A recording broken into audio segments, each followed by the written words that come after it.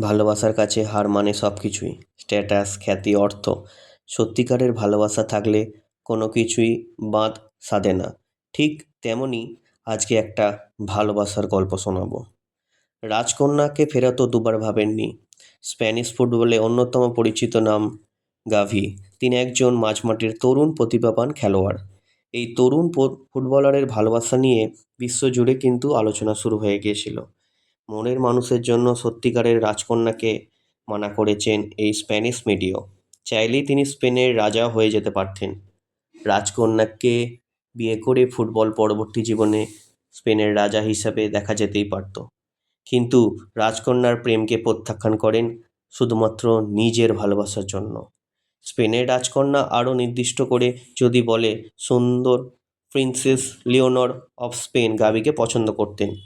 তিনি গাবিকে প্রেমের প্রস্তাব দেন। গাভীর প্রচুর ছবিও তার পিসিতে রেখে দিয়েছেন। এমনকি তার সাথে অনেকবার দেখাও করেছেন গাভী। তারপর স্পেনের রাজকন্যা তাকে একটি ডেটে ডাকেন এবং প্রপোজ করেন। কিন্তু গাভী তখন চুপ করে থাকেন। একটি ম্যাচে তার গার্লফ্রেন্ডকে পোশাক নিয়ে আসেন গাভী এবং তিনি পুরো স্টেডিয়ামের সামনে তার ভালোবাসাকে তুলে ধরেন। অ্যানা পেলার সঙ্গে তার যে ভালোবাসা রয়েছে সেটাকেই তিনি তুলে ধরেন। অ্যানা পেলা হলো গাভীর ভালোবাসা, অর্থাৎ প্রেম। আর সেই কারণেই তিনি স্পেনের রাজকন্যাকে মানা করেছিলেন।